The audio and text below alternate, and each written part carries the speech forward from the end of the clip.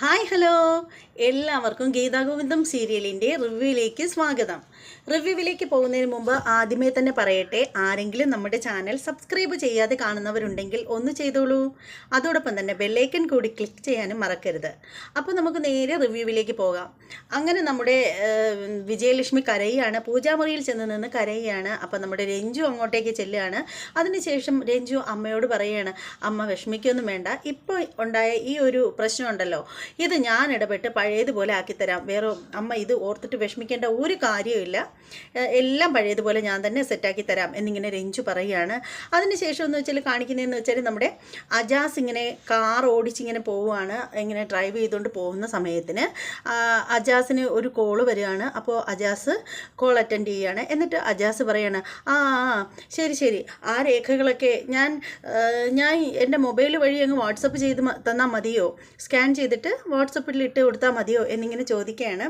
അതിനുശേഷം അജാസ് വണ്ടി ഒരു സൈഡിൽ ഒതുക്കുകയാണ്. അതിനുശേഷം ഒരു ഫയൽ എടുത്തിട്ട് ആ ഫയലിനകത്ത് നിന്ന് കുറച്ച് പേപ്പേഴ്സൊക്കെ എടുത്ത് നോക്കുകയാണ്. എന്നിട്ട് അതിൻ്റെ ഇടയ്ക്ക് നിന്ന് നമ്മുടെ ഗോവിന്ദിൻ്റെ ഐഡൻറ്റിറ്റി തെളിയിക്കുന്ന ഒരു രേഖ, അതായത് പുള്ളിക്കാരൻ്റെ സ്കൂൾ സർട്ടിഫിക്കറ്റ് ആവണം, അത് എന്താണെന്ന് ശരിക്കും കാണിക്കുന്നില്ല, ആ രേഖ എടുത്തിട്ട് അതിനകത്ത് ഇങ്ങനെ അതിനകത്ത് ഫോട്ടോ എടുത്തതിന് ശേഷം നമ്മുടെ അജാസ് ഇട്ട് കൊടുക്കുകയാണ്. അപ്പോൾ അജാസ് എന്നിട്ട് നോക്കുമ്പോഴത്തേക്ക് ആ ഒരു രേഖയിൽ കാണുന്നതെന്ന് വെച്ചാൽ അമ്മയുടെ സ്ഥാനത്ത്, ഗോവിന്ദിൻ്റെ അമ്മയുടെ സ്ഥാനത്ത് വിജയലക്ഷ്മി സുബ്രഹ്മണ്യം എന്ന് വെച്ചിരിക്കുന്നത് നമ്മുടെ അജാസ് കാണുകയാണ്.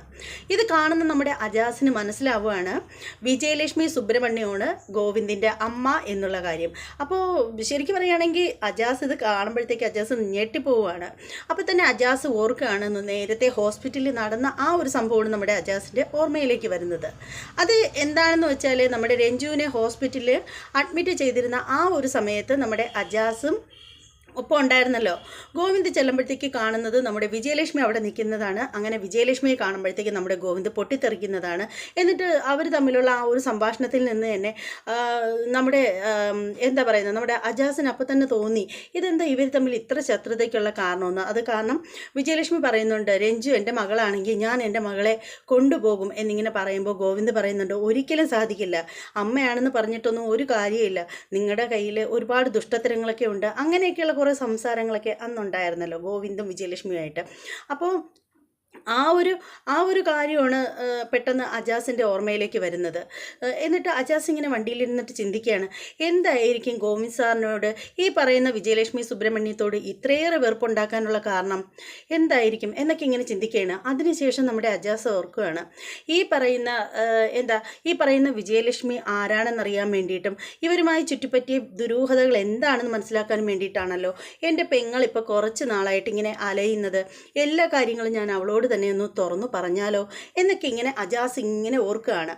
പക്ഷെ അങ്ങനെ ഓർക്കുന്ന സമയത്ത് അജാസ് വിചാരിക്കുകയാണ്, വേണ്ട, എന്തായാലും ഈ പറയുന്ന വിജയലക്ഷ്മി സുബ്രഹ്മണ്യവും ഗോവിന്ദ് സാറുമായിട്ടുള്ള പിണക്കത്തിന് കാരണം, ശത്രുതയ്ക്ക് കാരണം എന്താണെന്ന് എനിക്കിപ്പോഴും അറിയില്ല. അപ്പോൾ ആ ഒരു സ്ഥിതിക്ക് ഞാനത് പറയാതിരിക്കുന്നത് തന്നെയായിരിക്കും നല്ലത്.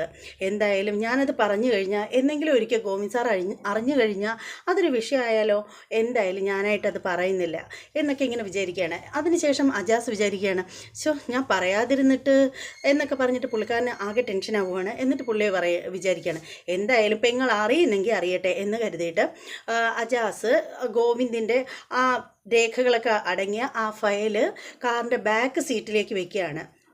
അതിനുശേഷം അജാസ് ഇങ്ങനെ വണ്ടി ഓടിച്ച് പോകുന്ന സമയത്തിന് നമ്മുടെ ഗീതുവിനെ കാണുകയാണ്. ഗീതു ഇങ്ങനെ ആകെ സങ്കടപ്പെട്ട് ഇങ്ങനെ റോഡിൽ കൂടെ ഇങ്ങനെ എന്തെയോ ഓർത്തുകൊണ്ട് പോകുന്നത് പോലെ ഇങ്ങനെ പോകുന്നത് കാണുകയാണ്.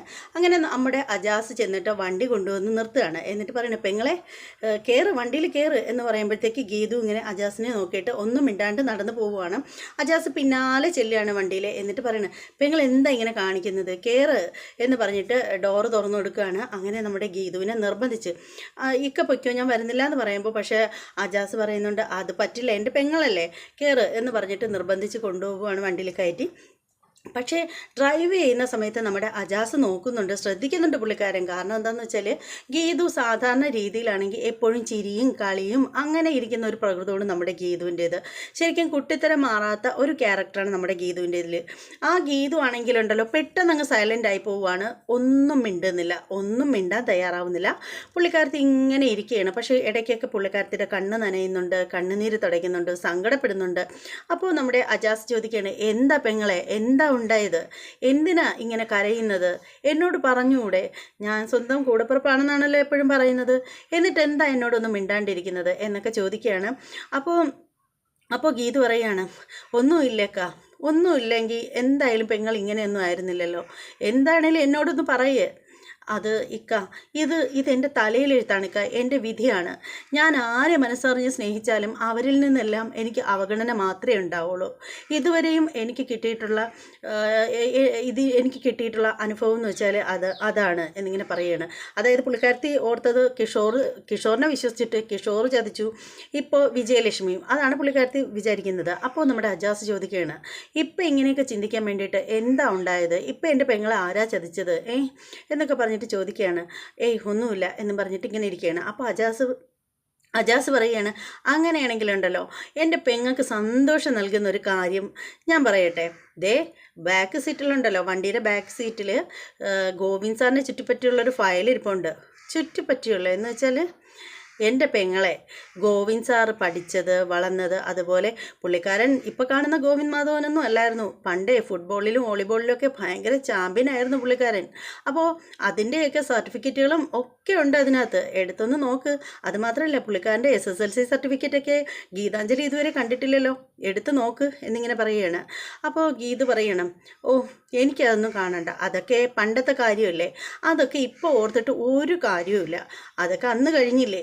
പിന്നെ ഇനിയിപ്പോൾ കണ്ണേട്ടൻ ഈ വലിയ ഒളിമ്പിക്സ് ചാമ്പ്യനാണെന്ന് പറഞ്ഞാലും ഇനി ആരാണെന്ന് പറഞ്ഞിട്ടും ഒരു കാര്യവുമില്ല. എനിക്ക് ഇനിയിപ്പോൾ അതിനെക്കുറിച്ചൊന്നും അറിയണ്ട. എൻ്റെ പെങ്ങളെ ആ ഫയലെടുത്ത് വെറുതെ ഒന്ന് നോക്ക്, എന്തായാലും പെങ്ങൾക്ക് സന്തോഷമാവത്തേ ഉള്ളത് നോക്കിയാൽ. വേണ്ടിക്ക, എനിക്കതൊന്നും കാണാൻ വേണ്ട, കേൾക്കാൻ വേണ്ട എന്ന് പറഞ്ഞിട്ട് ഗീതു ഇങ്ങനെ ഇരിക്കുകയാണ്. അങ്ങനെ നമ്മുടെ ഗീതു ഇങ്ങനെ അജാസിനോട് പറയണം, ഒരു കാര്യം ചെയ്യും, നേരെ നോക്കി വണ്ടി ഓടിക്കുക എന്ന് പറയുകയാണ്. അങ്ങനെ അജാസ് വണ്ടി ഓടിച്ച് പോവുകയാണ്. അവർ നേരെ അറയ്ക്കലെത്തുകയാണ്. അപ്പോൾ അതിന് തൊട്ട് മുമ്പാണെന്ന് വെച്ചാൽ സംഭവിക്കുന്നതെന്ന് വെച്ചാൽ നമ്മുടെ കിഷോർ നമ്മുടെ രാധികാമ്മയെ ഫോൺ വിളിക്കുകയാണ്. അപ്പോൾ രാധികാമ്മ ഫോൺ വിളിച്ചിട്ട് ചോദിക്കണം, എന്താ കിഷോർ എന്നിങ്ങനെ ചോദിക്കുന്നതിന് മുമ്പുള്ളൊരു കാര്യമെന്ന് വെച്ചാൽ ആദ്യം പുള്ളിക്കാരത്തി ഫോണൊന്നും വിളിച്ചിട്ട് എടുക്കുന്നുണ്ടായിരുന്നില്ല. അപ്പോൾ പുള്ളിക്കാരത്തിയുടെ ഫോണിലേക്ക് നമ്മുടെ കിഷോർ അന്നെടുത്ത ആ വീഡിയോ ഉണ്ടല്ലോ, ഈ 10 കോടി രൂപ തരികയാണെങ്കിൽ, ആ ഒരു വിലപേശലൊക്കെ ഉണ്ടായിരുന്നല്ലോ, ഗീതുവിനെ അടിച്ചുകൊണ്ട് പോവുകയാണെങ്കിൽ 10 കോടി രൂപ തരാമെന്ന് പറഞ്ഞിട്ട് രാധികാമ്മയും വരുണും കൂടി ഏർപ്പെട്ട ആ ഒരു സംഭവം ഉണ്ടല്ലോ, അന്ന് ഗീതു പിടിച്ച ആ ഒരു വീഡിയോ നമ്മുടെ കിഷോർ മോഷ്ടിച്ചിട്ട് പോയിട്ടുണ്ടായിരുന്നല്ലോ. ആ ഒരു ക്ലിപ്പിൻ്റെ ചില ഭാഗങ്ങൾ കട്ട് ചെയ്ത് നമ്മുടെ രാധികാമ്മയുടെ ഫോണിലേക്ക് ഇട്ട് കൊടുക്കുകയാണ് നമ്മുടെ കിഷോർ. അപ്പോൾ അത് രാധികാമ്മ ഇങ്ങനെ നോക്കുമ്പോഴത്തേക്ക് കാണുന്നത് എല്ലാം സമ്മതിച്ചുകൊണ്ട് രാധികാമ്മ ഗീതുവിനോട് സംസാരിക്കുന്ന ആ ഒരു സംഭവം ഭീഷണിയുടെ സ്വരത്തിലൊക്കെ, അതുപോലെ നമ്മുടെ സുവർണ്ണ സംസാരിക്കുന്നത്, ഇതൊക്കെ നമ്മുടെ കാണുകയാണ് നമ്മുടെ രാധികാമ്മ. അപ്പം തന്നെ ജെറ്റ് വിട്ടാണെങ്കിൽ നമ്മുടെ കിഷോറിനെ വിളിച്ചിട്ട് ചോദിക്കുകയാണ്, കിഷോർ, എന്താ നീ കാണിച്ചത്, നീ എന്തിനാ ഇപ്പോൾ ഈ ക്ലിപ്പൊക്കെ ഇങ്ങോട്ട് അയച്ചത് എന്നിങ്ങനെ ചോദിക്കുകയാണ്. അപ്പോൾ കിഷോർ പറയാണ്, ഇപ്പോൾ ഇങ്ങോട്ട് തിരിച്ച് വിളിക്കാൻ അറിയാമായിരുന്നല്ലോ, ഞാൻ എത്ര ദിവസമായിട്ട് നിങ്ങളെ കിടന്ന് വിളിക്കുകയാണ്, എന്നിട്ട് നിങ്ങൾക്ക് ഫോൺ എടുക്കണമെന്ന് തോന്നിയില്ലല്ലോ, ഇപ്പോൾ കിട്ടേണ്ടത് കിട്ടിയപ്പോൾ ഫോൺ എടുത്തു. എന്തിനാ നീ എന്നെ വിളിച്ചത് അത് പറ. അല്ല, അന്ന് നമ്മുടെ കരാറിൽ പറഞ്ഞിരുന്നത് 10 കോടി രൂപയായിരുന്നല്ലോ, അതിൽ 9 കോടി രൂപ നിങ്ങൾ എനിക്ക് തന്നു, ഇനി 9 അല്ല, നിങ്ങൾ എനിക്ക് 1 കോടി രൂപ തന്നു, ഇനി ബാക്കി 9 കോടി രൂപയുണ്ട്, അതെപ്പോഴും തരുമെന്ന് പറ എന്നിങ്ങനെ പറയുവാണ് നമ്മുടെ കിഷോർ. അപ്പോൾ രാധികാമ്മ പറയണം, അല്ലേ, അത് കിട്ടില്ല, നിന്നോട് ഞങ്ങൾ പറഞ്ഞിരുന്നത് ഗീതുവിനെയും കൊണ്ട് ഇവിടെ നിന്ന് പോകണമെന്നല്ലേ പറഞ്ഞിരുന്നത്, അപ്പോഴാണ് ആ പൈസ തരാമെന്നല്ലേ പറഞ്ഞത്, അതിനിപ്പോൾ നടന്നില്ലല്ലോ, ഇനിയിപ്പോൾ അതിട്ട് നടക്കാനും പോകുന്നില്ല, കാരണം നിനക്കിനി AGM-ൽ കാലെടുത്ത് കുത്താൻ പോലും പറ്റില്ല, ഉണ്ടായിരുന്ന ജോലിയും പോയി, എല്ലാം പോയി, ഇനി എന്തിനാ, അതുകൊണ്ടേ ഇനി ആ പൈസയൊക്കെ നീ സ്വപ്നം കാണണ്ട, കിട്ടിയതുകൊണ്ടങ്ങ് തൃപ്തിപ്പെട്ടോ എന്നിങ്ങനെ പറയുകയാണ് രാധികാമ്മ. അപ്പോൾ ഇതെല്ലാം വാഷ്റൂമിൽ നിന്ന് ഇങ്ങോട്ട് അകത്തേക്ക് കയറി വരികയാണ് നമ്മുടെ അവർണിക കേട്ടുകൊണ്ട് ഇങ്ങനെ നിൽക്കുകയാണ്. അപ്പോൾ ആ സമയത്ത് നമ്മുടെ രാധികാമ്മ പറയുന്നുണ്ട്, എന്തായാലും ഇനി പൈസയൊന്നും കിട്ടാൻ പോകുന്നില്ലെന്ന് പറയുമ്പോൾ തന്നെ കിഷോർ പറയണ കിട്ടിയില്ലെങ്കിൽ വേണ്ട, ഞാൻ ഈ ക്ലിപ്പൊക്കെ അതായത് ഈ വീഡിയോ എൻ്റെ കയ്യിലിരിക്കുന്നിടത്തോളം കാലം എനിക്ക് മേടിക്കാനൊന്നുമില്ല, ഞാനിത് കൊണ്ടുവന്ന് കാണിക്കേണ്ടവരെ കാണിക്കും. അതിൻ്റെ അതിൽ നിന്ന് 2 പേർക്കായിട്ട് എൻ്റെ ഫോണിൽ നിന്ന് ഞാനത് സെൻഡ് ചെയ്യും. ഒന്ന് ഗോവിന്ദ് സാറിന്, മറ്റൊന്ന് ഗീതാഞ്ജലിക്ക്. അവർ തീരുമാനിച്ചോളും പിന്നെ നിങ്ങളുടെ കാര്യങ്ങളൊക്കെ എന്നിങ്ങനെ പറയുമ്പോഴത്തേക്ക് രാധികാമ്മ ഞെട്ടിപ്പോവുകയാണ്. ഇത് കേൾക്കുമ്പോഴത്തേക്ക് നമ്മുടെ അവർണിക ഇങ്ങനെ വിറഞ്ഞ് തുള്ളിയാണ് ദേഷ്യം വന്നിട്ട്. അപ്പോൾ രാധികാമ്മ പറയണ കിഷോർ, നീ അവിവേകമൊന്നും കാണിക്കരുത്. ഞാൻ എന്താ വേണ്ടതെന്ന് വെച്ചാൽ വരുണിനോട് ആലോചിച്ചിട്ട് പിന്നെ അങ്ങോട്ട് വിളിക്കാമെന്ന് പറഞ്ഞിട്ട് ഫോൺ കട്ട് ചെയ്യുകയാണ്. അപ്പോൾ നമ്മുടെ കിഷോർ ഉണ്ടല്ലോ അലക്ഷ്യമായിട്ട് ഫോൺ ഇങ്ങനെ ബെഡിലേക്ക് വലിച്ചെറിഞ്ഞിട്ട് പുള്ളിക്കാരൻ അങ്ങോട്ട് കിടക്കുകയാണ്. കാരണം ഇടിയൊക്കെ കൊണ്ടതിൻ്റെ ചതവൊന്നും പുള്ളിക്കാരന് മാറിയിട്ടില്ല, നല്ല ക്ഷീണമൊക്കെ ഉണ്ട്. അപ്പോൾ അതേ സമയത്ത് അവർണിക ഇങ്ങനെ ഇറങ്ങി വന്നിട്ട് മനസ്സിലാലോചിക്കണേ, എങ്ങനെയെങ്കിലും എത്ര കഷ്ടത സഹിച്ചിട്ടാണെങ്കിലും ഈ ഫോണിൽ നിന്നും രാധികാമ്മയ്ക്ക് സെൻഡ് ചെയ്ത വീഡിയോ ഞാൻ എടുക്കും, എന്നിട്ട് ഞാനിത് ഗീതുവിനെ ഏൽപ്പിക്കും എന്നിങ്ങനെ മനസ്സിൽ പ്ലാൻ ചെയ്ത് നിൽക്കുകയാണ്. അങ്ങനെ അതേ സമയത്ത് നമ്മുടെ അജാസും ഗീതുവും കൂടി അതിനുശേഷം കേട്ടോ അറയ്ക്കലേക്ക് എത്തുകയാണ്. അറയ്ക്കലേക്ക് അവരെ വണ്ടി വന്ന് നിൽക്കുന്നതും പിന്നീട് കാണിക്കുന്നതെന്ന് വെച്ചാൽ നമ്മുടെ പ്രിയമോള് ആകെ കലിപ്പിലാണ്. പ്രിയമോളടുത്ത് നമ്മുടെ രേഖയും കാഞ്ചനയും ഒക്കെ നിൽപ്പുണ്ട്. അവരൊക്കെ സമാധാനിപ്പിക്കാൻ ശ്രമിച്ചിട്ടും പറ്റുന്നില്ല. അപ്പോൾ രേഖ പറയാണ്, പ്രിയമോളെ നീ ഇങ്ങനെ വിഷമിക്കേണ്ട ഒരു കാര്യമില്ല, നീ വിചാരിക്കുന്ന കണക്കൊന്നും ഒരു കാര്യമില്ല, രഞ്ജു ആളൊരു പാവമാണ് എന്നൊക്കെ പറയുകയാണ്. അപ്പോൾ പ്രിയമോള് പറയുകയാണ്, രഞ്ജു ആ കുഞ്ചുവിൻ്റെ പേര് ഇനി ഇവിടെ മിണ്ടാനേ പാടില്ല, കുഞ്ചുവിനെ ഈ വീട്ടിൽ കയറ്റാനും പാടില്ല, ഒരു വീട്ടിലും കുഞ്ചുവിന് നമ്മുടേതായിട്ടുള്ള ഒരു സ്ഥാപനങ്ങളിലും വീട്ടിലും ഒന്നും കുഞ്ചു വരാൻ പാടില്ല എന്നൊക്കെ പറഞ്ഞിട്ട് നമ്മുടെ പ്രിയമോള് സംസാരിക്കുകയാണ്. അപ്പോൾ ആ സമയത്താണ് നമ്മുടെ ഗീതു അങ്ങോട്ടേക്ക് വരുന്നത്. ഗീതുവിനെ കാണുമ്പോൾ തന്നെ പെട്ടെന്ന് പ്രിയമോൾ ഇങ്ങനെ മുഖമൊക്കെ അങ്ങ് ഇറക്കി വെച്ചിട്ട് പെട്ടെന്ന് 4 കാലും പറിച്ച് ഇങ്ങനെ എഴുന്നേൽക്കുകയാണ്. അതിനുശേഷം പ്രിയമോള് ചെന്നിട്ട് ഗീതുവിനെ ഇങ്ങനെ നോക്കിയതിന് ശേഷം വാതിലിൻ്റെ അവിടെ പോയി ഇങ്ങനെ നോക്കുകയാണ്. അപ്പോൾ ഗീതു ചോദിക്കുകയാണ്, എന്താ പ്രിയമോളെ, നീ എന്താ അവിടെയൊക്കെ കിടന്ന് തിരയുന്നത്? അല്ല ആ കുഞ്ചു കൂടെ വന്നോന്ന് നോക്കിയതാണ് എന്ന് ചോദിക്കണേ. കുഞ്ചു നീ എന്താ ഇങ്ങനെയൊക്കെ പറയുന്നത് പ്രിയമോളെ? അല്ല പിന്നെ ഗീതു ചേച്ചിയുടെ കൂടെ ആ കുഞ്ചുവും കൂടിയാണോ ഇങ്ങോട്ടേക്ക് വന്നതെന്ന് അറിയാൻ വേണ്ടിയിട്ട് ഞാനൊന്ന് നോക്കിയതാണ് എന്ന് പറയണം. അപ്പോൾ ഉടനെ നമ്മുടെ ഗീതു ചോദിക്കണം, അല്ല ഇനി രഞ്ജു ഇവിടെ വന്നു കഴിഞ്ഞാൽ നിനക്കെന്താ പ്രശ്നം എന്ന് ചോദിക്കണം. രഞ്ജു ഇവിടെ വരണ്ട, അതെനിക്കിഷ്ടമല്ല. അപ്പോൾ ഉടനെ ഗീതു ചോദിക്കണം, വന്നാൽ നീ എന്ത് ചെയ്യും എന്നിങ്ങനെ ചോദിക്കണം. അല്ല ചേച്ചി, എനിക്കിഷ്ടമല്ല, അവളിവിടെ വരണ്ട, അല്ലെങ്കിൽ തന്നെ ആ സ്ത്രീയും എൻ്റെ ഏട്ടനും തമ്മിൽ പ്രത്യേകിച്ചൊരു ബന്ധവും ഇല്ലല്ലോ. ചേച്ചി ഇതിനൊക്കെ കൂട്ട് നിൽക്കുന്നുണ്ടല്ലോ. ചേട്ടൻ ഒരാളെ ബെസ്റ്റ് ഫ്രണ്ട് എന്ന് പറഞ്ഞ് വീട്ടിൽ കൊണ്ട് നിർത്തുമ്പോഴത്തേക്ക് ചേച്ചി അതിനെ അംഗീകരിക്കുകയാണോ വേണ്ടത്? ചേച്ചിയല്ലേ അത് എതിർക്കേണ്ടത് എന്നൊക്കെ പറഞ്ഞിട്ട് തട്ടിക്കയറുകയാണ് ഗീതുവിൻ്റെ അടുത്തേക്ക്. അപ്പോൾ ഗീതു പറയുകയാണ്, എൻ്റെ പ്രിയ നീ ഒന്ന് അടങ്ങ്, എനിക്ക് എൻ്റെ കണ്ണേട്ടന് നല്ല വിശ്വാസമുണ്ട്, അതുപോലെ എന്നെ രഞ്ജുവും വേറെ കുഴപ്പമൊന്നും ഉള്ളതല്ല, അതെനിക്ക് നന്നായിട്ടറിയാം. അല്ല ഇത്രയും നാളും നിനക്ക് രഞ്ജു ഇവിടെ നിൽക്കുന്നതിൽ പ്രശ്നമൊന്നും ഉണ്ടായിരുന്നില്ലല്ലോ, ഇത്ര പെട്ടെന്ന് നിനക്കിങ്ങനെ ഭാവമൊക്കെ മാറാൻ വേണ്ടിയിട്ട് എന്താ ഇവിടെ സംഭവിച്ചത് എന്നിങ്ങനെ ചോദിക്കുകയാണ്. അപ്പോൾ ഇങ്ങനെ ചുറ്റും നോക്കുകയാണ് നമ്മുടെ പ്രിയ. അതിനുശേഷം പ്രിയ പറയാണ്, എൻ്റെ മനസ്സിലുള്ളത് ഞാൻ ഗീതുവേച്ചിയോട് പറയാം, പക്ഷേ ആരുടെയും മുന്നിൽ വെച്ച് എനിക്ക് പറയാൻ പറ്റില്ല, എനിക്ക് രഹസ്യമായിട്ടേ സംസാരിക്കാൻ പറ്റൂ എന്നിങ്ങനെ പറയുകയാണ്. അപ്പോൾ ആ സമയത്തിന് നമ്മുടെ ഗീതു പറയുകയാണ്, അങ്ങനെയാണെങ്കിൽ ഒരു കാര്യം ചെയ്യും, നീ എൻ്റെ മുറിയിലേക്ക് വര്, നമുക്ക് അവിടെ നിന്ന് സംസാരിക്കാം എന്ന് പറയുകയാണ്. അതിനുശേഷം നമ്മുടെ ഗീതു മുറിയിലേക്ക് പോവുകയാണ്. ഇതിൻ്റെ ഇടയ്ക്ക് സംഭവിച്ചൊരു കാര്യമെന്ന് വെച്ചാൽ വിട്ടുപോയതാണ്.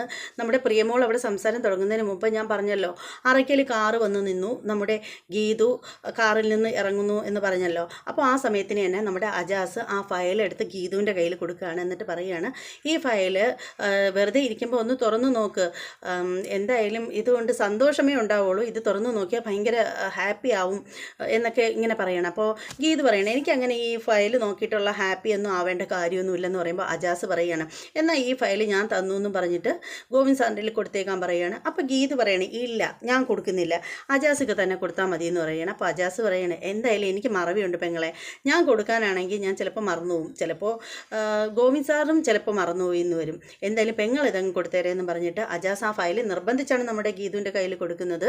അങ്ങനെ നമ്മുടെ പ്രിയമോളോട് സംസാരിച്ചിട്ട് നമ്മുടെ ഗീതു ഫയലും കൊണ്ടാണ് മുറിയിലേക്ക് പോകുന്നത്. അങ്ങനെ ഈ ഫയലും കൊണ്ട് മുറിയിൽ ചെന്നിട്ട് ഇങ്ങനെ അലമാരിയിലേക്ക് വെക്കാനായിട്ട് ഷെൽഫ് ഇങ്ങനെ തുറക്കുന്ന സമയത്തിന് നോക്കുമ്പോഴത്തേക്ക് നമ്മുടെ പ്രിയമോള് മുന്നിൽ വന്ന് നിൽക്കുകയാണ്. പ്രിയമോള് പറയുന്നത്, ഗീതു വെച്ചി എന്ന് പറഞ്ഞ് ഇങ്ങനെ കയ്യിൽ പിടിക്കുകയാണ്. അപ്പോൾ പുള്ളിക്കാരത്തേക്ക് ഫയൽ വെക്കാൻ പറ്റിയിട്ടില്ല. അപ്പോൾ പറയണം, ഗീതു വെച്ചി എനിക്കൊരു കാര്യം അറിയണം, ഗീതു വെച്ചി എന്ത് ധൈര്യത്തിലാണ് ആ കുഞ്ചുവിനെ ഇവിടെ താമസിപ്പിക്കുന്നതിന് എന്താ കാര്യമെന്ന് ചോദിച്ചത് എന്നൊക്കെ ഇങ്ങനെ ചോദിക്കണം ഓരോരോ ചോദ്യങ്ങളായിട്ട്. അപ്പോൾ ചുരുക്കം പറയുകയാണെങ്കിൽ ആണെങ്കിൽ ഗീതു ചോദിക്കുകയാണ്, എന്താ നിൻ്റെ പ്രശ്നം, നീ എന്നോട് എന്തോ പറയാമെന്ന് പറഞ്ഞല്ലോ, എന്താണെങ്കിലും നീ പറ എന്നിങ്ങനെ പറയണം.